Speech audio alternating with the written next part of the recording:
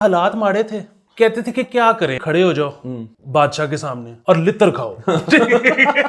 दूसरा ये था कि नहीं ठीक है बादशाह जो कार्य करन दियो तुसी अपने अंदर देखो कि की हो रही है। अस्सलाम वालेकुम नाज़रीन, मुस्बत शो में बहुत बहुत खुश आमदीद। मैं हूँ असद निज़ामी और मेरे साथ हैं अली आफ्ताब। सर जी की हाल है? सर मुस्बत भरा पड़ा हूं मैं। वाह वाह, आप फ्रेश भी लग रहे हैं आज। अभी आपको इस चीज़ को चेंज करते हैं। ख़बरों का सिलसिला जारी रखते हैं जी। एक आम पैगाम जो कि काकड़ साहब ने दिया। पैगाम क्या, उन्होंने कहीं बैठ के एक बात की है।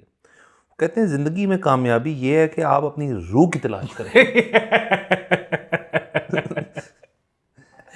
ये ना इन्होंने रीमिक्स की है इमरान खान को।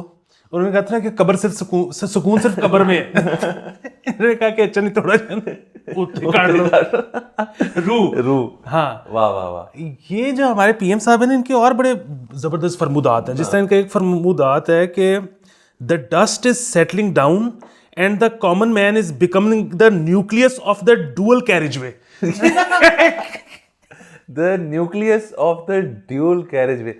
सर ये तो एक इस किस्म का फलसफा है कि यहाँ तो आप और मैं नहीं पहुंच पाएंगे। नहीं हम हैं सतही लोग। ये इतनी को डीप बात है जिस तक हम नहीं पहुंच सकते। इनका और भी है कि पता नहीं it multiplies and amplifies my silver lining.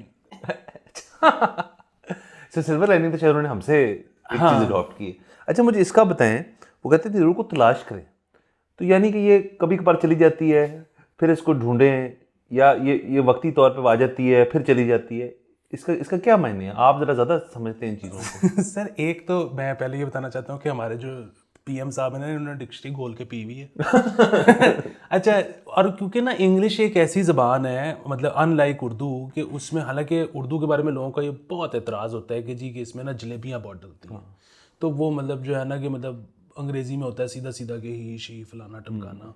इधर आप जनाब मुकर्रमी ये वो आपने मतलब ये आप जान छुड़वा ही नहीं सकते जो खुशामद से इस ज़बान में।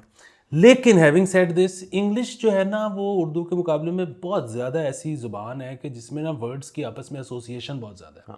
मसलन आप कोई भी वर्ड लिख के उसके आगे कोई भी वर्ड लिख दो मतलब वो चल जाता है।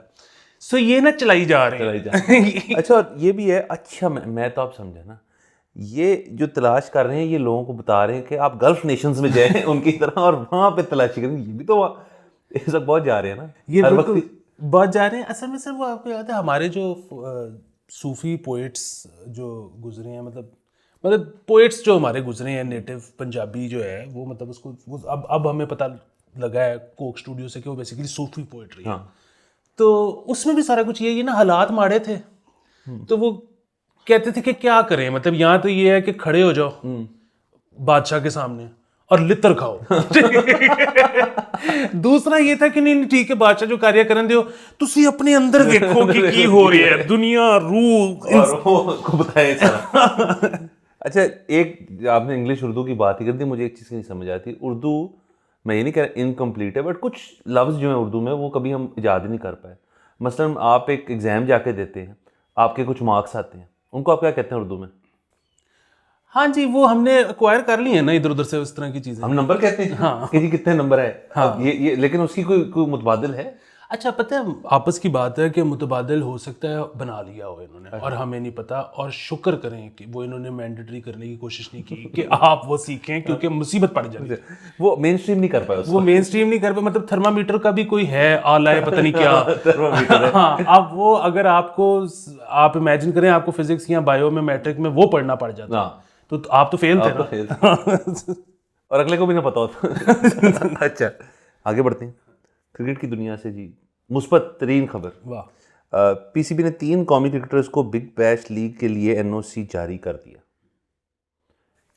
बिल्कुल, जिसमें ये है हारिस रऊफ हैं, उसामा मीर और जमान खान। बिल्कुल ये अच्छी बात है। नंबर 1 चीज़। नंबर 2 चीज़ मैंने सुना है, I hope I am correct, मैं दावे से नहीं कह सकता लेकिन शायद हारिस ने ख़त भेज दिए पीसीबी को कि जी मुझे आप ना रिटायर्ड ही समझें टेस्ट से। तो अगर तो ये बात दुरुस्त है तो वही वाली चीज़ सारी गाली मोहम्मद आमिर ने खाई, लेकिन क्योंकि वो पहला बंदा था जिसने वो ब्रेव स्टेप लिया, गाली तो उसने खा ली, उसने नीचे आने वालों के लिए गुंजाइश पैदा कर दी कि आप ये कर सकते हैं। अब हारिस को उतनी गाली कभी भी नहीं पड़ेगी जितनी वो खा गया। सो इनको चाहिए कि उसकी इज्जत किया करें नए प्लेयर्स को।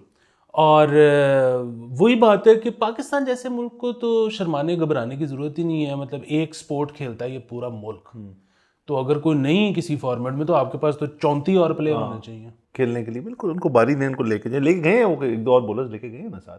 ये अच्छा है वैसे, इतना मुस्बत पहलू इसका ये भी है। एक तो ये भी चले मुस्बत है कि उनको एनओसी दे दी, दूसरा ये है कि शायद हारिस के ना जाने से कोई नया बॉलर तो हमें तो डिस्कवर करते हैं। बिल्कुल वो होना चाहिए। और मतलब जाहिर है कोई ना कोई तो साथ लेके ही गए होंगे, क्योंकि 2 तो विकेट कीपर ले गए। हाँ, तो चल रहा है ना कि कौन करेगा। हाँ, उसमें वो उन्होंने मेरे ख्याल में कह दिया है कि रिजवान ही करेगा। नहीं, सैफी करेगा। सैफी करेगा। वाह, रिजवान एज बैट्समैन खेलेगा। अच्छा, तो ये मुस्बत नहीं है।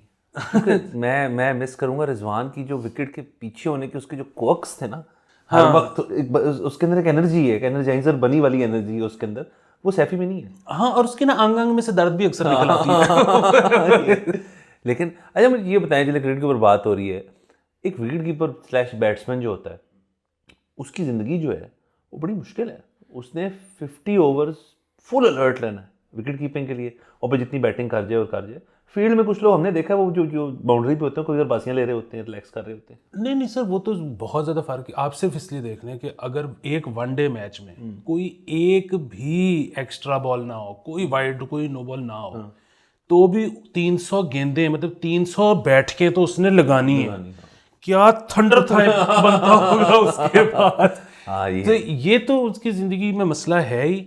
एक उसकी ज़िंदगी में एडवांटेज भी है, ख़ास तौर पे अगर बैटिंग सेकंड हो, वो ये है कि 300 गेंदें विकेट कीप करने के बाद ना वो बैटिंग पे आके ये नहीं कह सकता कि आँख नहीं सेट सेट ही सेट है। वाह, चलें अब चल रही है, मैचेस शुरू हो गए हमारे ऑस्ट्रेलिया वाले। बिल्कुल, मेरे ख्याल में बिग बैश ऑस्ट्रेलिया वाले भी शुरू होने वाले होंगे। अभी तो नेट्स चल रहे हैं और बिग बैश भी शुरू हो ही गया बस तकरीबन। चलें वो देखेंगे, हम फॉलो करेंगे, हमारे लड़के गए हुए हैं। अच्छा जी, और बड़ी मज़ेदार खबर, नॉन फाइलर अफसरान के लिए टैक्स कुशवारे जमा कराने की तारीख में 6 दिसंबर तक तोसी। वाह, ये एफबीआर के अपने अफसरान हैं। वो कहते हैं यार हमारे अपनों ने नहीं कराया। तो ये मेरा इसमें सवाल पैदा होता है कि अगर आपके अपनों ने नहीं कराया तो सबसे पहले तो उनके फ़ोन बंद करें और उनकी गैस बंद करें, उनकी बिजली बंद करें, और उसके बाद आप आएँ बाकी आवाम के पास।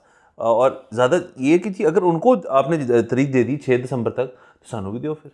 नहीं सर, यही तो इसका मुस्बत पहलू है कि अगर कोई, वैसे तो ज़रूरत नहीं थी, लेकिन अगर कोई घर बैठ के ही परेशान हो रहा था कि मेरी बिजली कट जाएगी, 6 दिसंबर तक तो नहीं कट रही। ईजी हो जाए। 6 दिसंबर तक कुछ नहीं हो रहा सर। लेकिन ये जो टैक्स फाइलिंग है, वैसे भी मैंने एक दफ़ा खुद अटैम्प्ट की कि मैं खुद कंप्यूटर खोल के ना इस चीज़ को करने की कोशिश करूं। उन्होंने पर्पसली शायद इसको बड़ा मुश्किल एक चीज़ बनाई हुई है। लोग कहते हैं बहुत आसान है, लेकिन वो अमूमन जो कहता है ना बहुत आसान है, उसने बड़ी अच्छी काउंटिंग पड़ी होती है, उसको ओ ए लेवल में ए आया होता है, और वो उसके बाद कहते हैं यार ये तो कोई मसले वाली बात ही नहीं है। मुझे नहीं अच्छा लगता कि जी पहले ये बनाएं, फिर ये वैल्यू निकालें, फिर जी वो लेटर इशू हो गया, फिर वेल्थ स्टेटमेंट लहदा बनाएं। इसलिए इसका सबसे अच्छा हल है वो यही है कि आप एक अच्छा सा टैक्स अकाउंटेंट रखें। उसका काम ये नहीं होता आपकी टैक्स फाइलिंग करना, उसका काम होता है ठंडा रखना आपको। हर लिहाज से आपको वो बंदा ठंडा रखता है। बिल्कुल, वो भी। और उसके अलावा भी मेरे साथ तो एक और बहुत बड़ा मसला है, वो ये है कि मैं क्योंकि मुख्तलिफ ऑर्गेनाइजेशंस के साथ काम करता हूँ, यार सारे एक जितना टैक्स ही नहीं काटते। सो मेरे पास जो टैक्स चलान आते हैं, किसी ने किसी परसेंटेज पे काटा हुआ है, किसी ने किसी परसेंटेज पे काटा हुआ है। मैं जब उनसे पूछता हूँ, कहते हैं जी नहीं, हम जिस तरह से रजिस्टर्ड है ना, हमें कम पड़ता है। अच्छा, मैं क्या कर सकता हूँ? मैं अगर उसको करने आ गया ना, तो वो तो एक बड़ा मसला पड़ जाएगा। तो दूसरा सर, आप अक्सर ना लाहौर वर्सेस कराची डिबेट होती है ना, आपको पता है मैं कराची की साइड लेता हूँ, और आप मेरे मतलब मुखालिफ करता हूँ इस बात करता हूँ। लेकिन सर आप मेरी ये बात देखें कि वो जो एक मुहावरा है ना कि put your money where your mouth is, आपको पता है आपका वाइट टैक्स भी कराची देता है। कराची में? हाँ, आपकी जोन कराची है? मेरे असल में जो पहली नौकरी थी ना, जहाँ मेरा ये बना था NTN, वो थी आई चुंदरीगढ़ रोड। अच्छा, उसको तो अब छोड़े हुए कोई 8 साल से ज़्यादा अरसा हो चुका हुआ है। तो उसके बाद मैं पंजाब में ही काम करता हूँ, सारा कुछ होता है। मुझे हर साल ना ये नोटिस भेजते हैं कि जी आप टैक्स उधर जमा कराते हैं, आप टैक्स इधर जमा करवाएं। सही कहते हैं। हाँ, तो मैं उसके बाद एक ईमेल उधर भेज देता हूँ कि जी आप मेरा NTN वहाँ से यहाँ ट्रांसफर करना है। वो भी नहीं रिप्लाई करते, ये भी दोबारा नहीं पूछते। यानी कि आप दिल से और टैक्स से कराची के शहरी हैं। सर कराचीआइट। वाह वाह वाह वाह, चलें ये भी ठीक है, बिल्कुल कोई मसले वाली बात नहीं है। अरे चलें आगे बढ़ते हैं। एक और चीज़ है हमारे पास, वो ये है कि किधर की खबर सर? हाँ जी, उस्मान डार के खिलाफ स्ट्रीट लाइट्स चोरी करने का मुकदमा है। ये वही पीटीआई वाले उस्मान डार हैं। ये पीटीआई वाले उस्मान डार हैं, और मेरे ख्याल में तो ये अब ठीक हो गए, ये पीटीआई नहीं रहे। इसका एक सेकंड रुक जाए, आपने ये पहले फिक्रा क्यों डाला कि ये अब ठीक हो गए, जैसे वो बीमार थे या उनको कोई ज़हनी मसला था? सर अब रियासत ऐसी ट्रीट कर रही है ना पीटीआई वालों को कि ये इनको अब हमने ठीक कर दिया। अच्छा, यानी कि इनको रिहेबिलिटेट कर दिया हमने, हम इनको ले आए बाहर बिल्कुल उस मसले से। तो अब स्ट्रीट लाइट्स इनकी ये चोरी इन्होंने की हैं या इनके वहाँ से चोरी हुई हैं, कुछ किस्म का मसला है? कुछ इस किस्म का ही होगा। अब उसमें ये है कि स्ट्रीट लाइट एक ऐसी चीज़ होती है कि वो आप घर के अंदर तो नहीं लगा सकते। सो अगर तो मतलब इन्होंने अपने लॉन में लगा दी हैं तो फिर तो बड़ा मसले वाली बात है। अच्छा, इन्हें इस तरह से चोरी कर ली। अच्छा, दूसरा ये हो सकता है कि इन्होंने किसी एक जगह से उतार के किसी और जगह पर स्ट्रीट लाइट लगवा दी, तो वहाँ पे ये क्लेम ले सकते हैं, ये रॉबिन हुड बन सकते हैं कि मैं अमीरों की जगह से ला के तो मैंने गरीबों के उस पर लगा दिया है, शराब पीता हूँ लोगों का खून नहीं पीता। वाह वाह वाह, बहुत अच्छा। किस तरह का कोई माहौल पैदा करें। अरे लेकिन मुझे बात बताएं, ये स्ट्रीट लाइट्स जो वैसे ही जनरली हम इस टॉपिक पे आ गए हैं, स्ट्रीट लाइट्स एक कितनी को ज़रूरी चीज़ है? सर स्ट्रीट लाइट बहुत ज़रूरी चीज़ है। आपको पता है कि मेरी क्रिकेट ही छूटी थी जब लोड शेडिंग होनी शुरू हो गई थी, वरना हम स्ट्रीट लाइट्स में डबल इनिंग टेस्ट मैच खेलते मेरा दूसरा सवाल ये था कि ये लोड शेडिंग जब होती है तो स्ट्रीट लाइट्स भी बंद हो जाती हैं उस इलाके की? बेशक ना करें सर, मेरे मोहल्ले में देख लो। ये तो बहुत ही खतरनाक चीज़ है। इनको इस किस्म का सिस्टम बनाना चाहिए कि स्ट्रीट लाइट्स तो ऑन रहे। सर यहाँ पे तो अभी तक मैं डाउट में हूँ कि इस तरह का भी सिस्टम कोई है कि नहीं है, कि हमारे यहाँ पे जो ट्रांसफार्मर्स हैं ये प्लीज़ किसी से पता करके मुझे बताएं कि वो मैं अगर कोई बंदा सोलर बिजली बनाता है अपनी छत पे और वो ग्रिड में डालता है, ठीक है, उसके पास ग्रीन मीटर भी है, वो उसी ट्रांसफार्मर के लोग इस्तेमाल कर सकते हैं और बिजली, या वो पास ऑन करते करते वो किसी और मोहल्ले में भी जा सकती है। अगर तो वहीं के लोग इस्तेमाल करते हैं तो वहाँ के लोगों को तो शायद बिजली की ज़रूरत ही नहीं है, क्योंकि उधर तो ज़्यादातर शायद बिजली खुद बना रहे हों, या वो अमीर लोग हैं ऑलरेडी, वो तो बिजली का पूरा बिल भी देते हैं, उनको तो दुखता भी नहीं है और ये वो सारा कुछ। सो अमीर बिजली बना रहे हैं अमीरों के लिए, जो कि अमीर इस्तेमाल भी नहीं कर रहे। ये हमारे को ट्रांसफार्मर्स का कुछ सीन है आगे ले जाने वाला कि बैटरी मर गई, बिजली खत्म। ट्रांसफार्मर्स कुछ। अच्छा, मुझे एक और चीज़, जो स्ट्रीट लाइट्स वाली बात है ना, उससे एक और मुझे अभी आई है कि आप जा रहे हो किसी जगह पे, आपके सामने से ट्रैफिक आ रही है, स्ट्रीट लाइट्स चले फ़र्ज़ करें लगी हुई हैं, बंद है या है ही नहीं वहाँ पे, तो जो एक बंदा फुल बीम दे के सामने से आपके आ रहा है, जिसको आप फिर डिपर मारते हैं, अपने डिपर मारते हैं कि यार ये फुल बीम बंद करो। कुछ लोग तो लिहाज कर जाते हैं, कुछ लोग तो बहुत अच्छे होते हैं, वो हाथ भी यूँ कर देते हैं कि सॉरी यार मेरी गलती है, और कुछ लोग होते हैं उनको आप जो मर्जी कह रहे हैं वो अपनी बीम नहीं बंद करे, वो घर जाके बत्ती ही पूरी बंद होगी। ये स्ट्रीट लाइट्स की वजह से तो नहीं है कि जी हमें नहीं नज़र आता? एक तो स्ट्रीट लाइट्स में ये जो आपने अंडरपास वाली बात की है ना, जो भी अंडरपास मुड़ता है ना, जो बिल्कुल सीधा नहीं है, वहाँ पे तो स्ट्रीट लाइट्स अंदर चल भी रही हों तो वो इतनी मध्यम होती हैं कि एक दफ़ा आपको एडजस्ट होना पड़ता है, और बीच में एक ऐसा स्पॉट ज़रूर आता है कि जिसमें आप अल्लाह के सहारे होते हैं। ये मैं आपको मिसाल दे सकता हूँ मॉडल टाउन वाले की। हाँ, जो नया बना, ठीक है, नहीं पुराने वाला मॉडल अच्छा, जो पुराने वाला से राइट जाता है। हाँ जी, ये जब आप एक दफ़ा अंदर जाते हो ना, आप मतलब ऑन योर ओन। हाँ। अच्छा, दूसरी चीज़ ये है कि आपने दूसरा इसका जिक्र किस चीज़ का किया था? हाई बीम का। हाई बीम का। अच्छा, ये हाई बीम की मुझे बहुत ज़्यादा वो भी हो रही थी कि ये जो हमारे यहाँ पे चल रहे हैं, आप बिल बोर्ड्स, आपको पता है डिजिटल स्क्रीन्स चल रही हैं। हाँ जी। अच्छा, इनमें एक बहुत बड़ा मसला हो रहा है। वो बहुत बड़ा मसला ये है कि ये सुबह तो उसकी फुल ब्राइटनेस इनको करनी पड़ती है, वरना दिन में तो नज़र ही नहीं आएगी। अच्छा, रात को इनकी कोई ब्राइटनेस कम नहीं करता, उतनी रहती है। सो वो आंखों में चुभती है और वो बड़ी डिस्ट्रैक्टिंग है, उसकी वजह से एक्सीडेंट हो सकते हैं और आंखें तो ख़राब हो ही रही होंगी। सो ये कोई सेंट्रलाइज सिस्टम होना चाहिए। ज़ाहिर है बंदे के लिए आसान नहीं है कि एक एक स्क्रीन पे जाके करना, कुछ सेंट्रलाइज सिस्टम होना चाहिए कि शाम 7 बजे के बाद उसको ज़रा मध्यम कर दें। हाँ, ये भी ठीक है।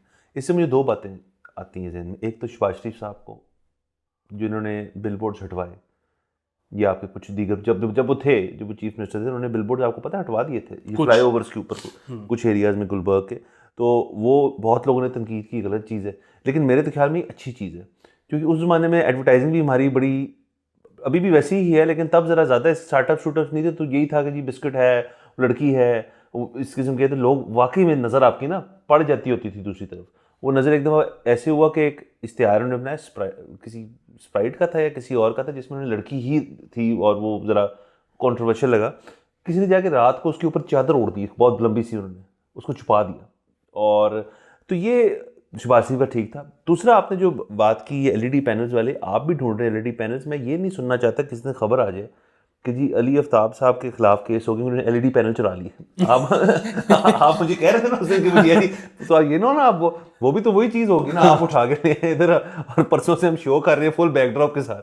सर वो जो शहबाज शरीफ ने भी हटाए थे ना, if I remember it correctly, वो भी हाई कोर्ट का ऑर्डर था और वो भी पटिशन थी कि, और जाहिर है मतलब ठीक है आप अगर पैसे कमा सकते हो तो कमाओ, बिलबोर्ड लगाओ जितने लगा सकते हो, लेकिन बहरहाल कोई अर्बन प्लानिंग की कमेटी होती है, बहरहाल उन्होंने कोई चेकलिस्ट एक उनकी होती होगी कि इस व्यूइंग एंगल पे हो, ये उसका सेफ्टी सिक्योरिटी के मेजर्स हो, फलान ढमकान, ये तो फिर मतलब कल को मैं भी अपने घर पे चुक दूंगा। हाँ, ये बिल्कुल ये मसला मुझे अच्छी तरह याद है कि कमर्शियल एरियाज़ में अगर आपकी बिल्डिंग एक ख़ास हाइट पे और उसके ऊपर आपने बिलबोर्ड लगाना है और वो बिलबोर्ड जहाँ एंड होगा वो एक सर्टेन हाइट लेवल से ऊपर है, तो आपको उसको एयर टैक्स देना पड़ता है उस पर।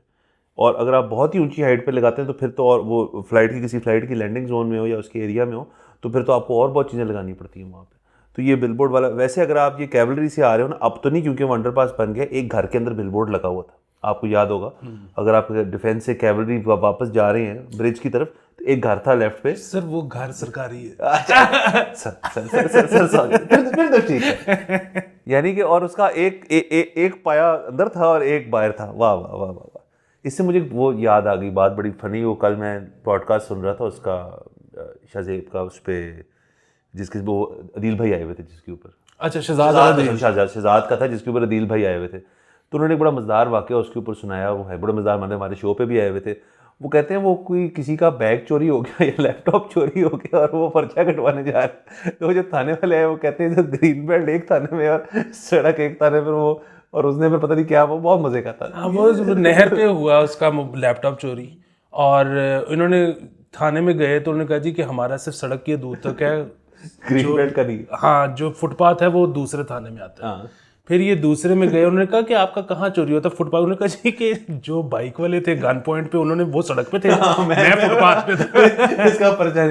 फिर उन्होंने कहा आप इसको गुमशुदगी का बना दी इस किस्म की चीज़ का कि जी वो गुम गया मेरे से। सर वो तो आप ही बताते हैं कि थाने जब भी आप जाते हो डकैती की करने, वो आपको यही कहते हैं कि सर चोरी कर लें, डकैती ना करें। चोरी कर, ठीक है, इसी तरह चोरी हुई है तो कहते हैं गुमशुदगी कर। बेसिकली डकैती में प्रॉब्लम वो भी हो जाता है ना कि अच्छा एक तो ये कि चीज़ चली गई, नुकसान हो गया किसी का, दूसरा ये भी है कि अच्छा इतनी बंदूकें थी शहर में आम फिर रही हैं, वो कहते हैं कि जी एक शहर। सर आपके साथ कभी हुआ है होल्ड अप वाला एक्सपीरियंस?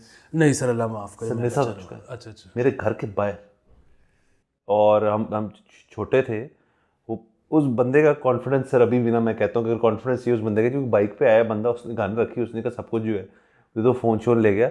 उसके बाद मेरे बड़े चक्कर लगे थाने, बड़ा मैंने सीखा। और वो उस सबसे जो अजीब चीज़ थी, उसके बाद उन्होंने हमें 3 दफ़ा बुलाया, मैं और मेरे 2 दोस्त को, कि यार ये था ये था ये था। वो पहली दफ़ा हम चले गए, जैसे लाइनअप नहीं होता कि यार वो, और वो बेचारे अंदर मतलब थाने में ही बैठे हुए थे, ये मैंने कहा ये तो नहीं था, ये भी नहीं था। अच्छा आपको, फिर वो दूसरी दफ़ा मैं जा रहा था, मेरे वाले साहब ने रोक दिया, कहता कि कितने चले? मैंने कहा, कहता है वो उसने बाहर भी आना है, वो तुम्हें भी देख रहा है भाई, मत करो। तो ये चलती रहती थी चीज़ें। चले अच्छा जी आगे बढ़ते हैं। देखिए ये मेरा ज़िंदगी का असूल है कि खुदा ना खास्ता कुछ भी हो गया ना, तो ताकत रखते हैं तो खुद बदला ले लें, नहीं रखते तो माफ़ कर दें, कोर्ट कचहरी नहीं जाना और कुड़ना नहीं है, अपनी सेहत ख़राब करोगे। हाँ बिल्कुल बिल्कुल बिल्कुल बिल्कुल। अच्छा जी एक और ख़बर है, वो चेयरमैन नैब कहते हैं कि अगर सबको डराएंगे तो मईशी पहिया कैसे चलेगा। वाह। और ये कितनी आयरॉनिक बात है। हाँ। कि नैब के चेयरमैन साहब जो हैं वही इस किस्म का बयान दे रहे हैं, जिनको मेरे ख्याल में आज से कुछ साल पहले उनका मैंडेट ही ये था कि डरा दो। हाँ जी, ये लेफ्टिनेंट जनरल नज़ीर भट्ट साहब हैं। अब इसमें जो है ना प्रॉब्लम क्या है, वो ये है कि सबको, वो कह रहे हैं सबको डराएंगे तो मईशत का पहिया नहीं चलेगा, यानी कि वो फिर लोग पैसे अपनी जेब में रख के बैठे रहेंगे, वो इन्वेस्ट ही नहीं करेंगे। कह रहे चंद लोगों को डराएं और सबको ना डराएं, इस किस्म की कोई बात। एग्जैक्टली अब अगर ये चंद को डराएंगे ना तो सिलेक्टिव जस्टिस हो जाएगा। अच्छा, अब जब सिलेक्टिव जस्टिस होगा तो फिर वही बात, आपने इन्वेस्टमेंट करनी है, आपको कैसे पता है कि आपका कोरा उन लोगों में निकलना है जिसको डराना है उन्होंने, या उनमें निकलना है जिसको नहीं डराना। इन एनी केस आप फिर अपनी जेब में पैसे लेके बैठे रहेंगे। सो या तो सबको ना डराएं ताकि पैसे इन्वेस्ट हो, या सबको डराएं कि पता हो कि जी ये तो एक ऐसा प्रोसेस है जिसके अंदर से हमने गुजरना ही गुजरना है कुछ भी करने के लिए। और आप देखिए, वो आपको याद है जब ज़ाहिर है आप में न्यूज़ बड़ी क्लोजली फॉलो करते हैं, एक तो दौर ऐसा था जिसमें आप देखते ही थे कि रोज़ 3-3 बंदा नैब ने बुला लिया, और एक निज़ाम शुरू हुआ था, जो पीटीआई का दौर शुरू हुआ था। इनफैक्ट चलें पीटीआई का दौर क्या, जब इवन नूनली का भी दौर था तो तब भी ऐसी चीज़ें होती थी, ऐसी कोई बात नहीं, हर बंदे ने नैब को इस तरह इस्तेमाल किया है। और उसका रिजल्ट क्या निकलता है, ये बात तो उनकी ठीक है, मतलब मजाक अपनी जगह के, मईशत डर जाते हैं लोग, इन्वेस्टर छोड़ दें, आपका अपना जो बंदा है जिसका लेट से बहुत बड़ा कोई प्लांट है, कोई फैक्ट्री है, कोई इंडस्ट्री है, वो उसने लगा के बैठा हुआ है, अगर वो साफ़ सुथरा है वो बिल्कुल, उसको फिर भी फॉर अदर रीजंस नैब के उसमें डाल दिया आपने शिकंजे में, तो उसके बाद वो बंदा फिर क्या कहेगा, यार मैं बढ़ाऊँ क्यों अपना, मैं इसको कैपेसिटी क्यों बढ़ाऊँ इसकी। वो मियाँ साहब ने तो जो एहतसाब कमीशन बनाया था उसमें अगले गोरे चुक के ले गए थे। तो लेकिन बहरहाल जो इसमें मुस्बत पहलू है ना वो यही है कि जनरल साहब को समझ में आ रही है, उन्होंने कहा कि सबको नहीं डरा सकते, अभी आहिस्ता आहिस्ता मजीद लर्निंग होगी तो वो कहेंगे किसी को भी नहीं डरा सकते। तो देखें, आई थिंक अब जो इनकी पॉलिसी भी यही है कि यार जो कुछ भी करना है, एक्टिविटी करनी है, इकोनॉमी फोकस्ड करनी है फॉर द बेटरमेंट ऑफ। अच्छा, जाने से पहले एक तो आपने एपिसोड को प्लीज़ लाइक और शेयर करना है, चैनल को प्लीज़ सब्सक्राइब करें, लेकिन जाने से पहले अली का एक पैगाम है। उफ, बहुत बड़ा दिन है आज यासिर की सालगिरह है और उनकी वाइफ अरफा ये सालगिरह मना रही हैं, और ये लोग इंग्लैंड से कुछ अर्सा पहले 2 महीने के लिए ही कराची आ गए थे, और अब जब से वापस गए हैं तो बहुत ज़्यादा मिस कर रहे हैं पाकिस्तान को। उसकी वजह ये है कि फूडी हैं यासिर, और देसी फूड में आपको पता है कि एक ही असूल होता है कि जितना गलीज़ उतना लजीज़, और इंग्लैंड में बेतहाशा आपको देसी फूड मिल जाता है, लेकिन ये वाले क्योंकि क्राइटेरिया वो पास नहीं कर पाता, इसलिए पाकिस्तान है। और इसके अलावा भी यासिर जो है वो बहुत ज़्यादा चेज़ेबाज पाए गए हैं। ये पीएमएलएन सपोर्टरों में बैठ के पीटीआई सपोर्टर हो जाते हैं, और पीटीआई सपोर्टर में बैठ के पीएमएलएन सपोर्टर हो जाते हैं।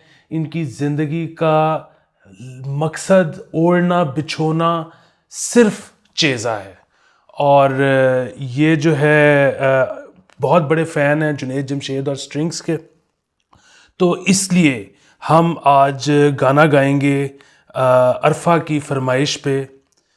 हम क्यों चलें उस राह पर जिस राह पर सब ही चले, क्यों ना चुने वो रास्ता जिस पर नहीं कोई कया।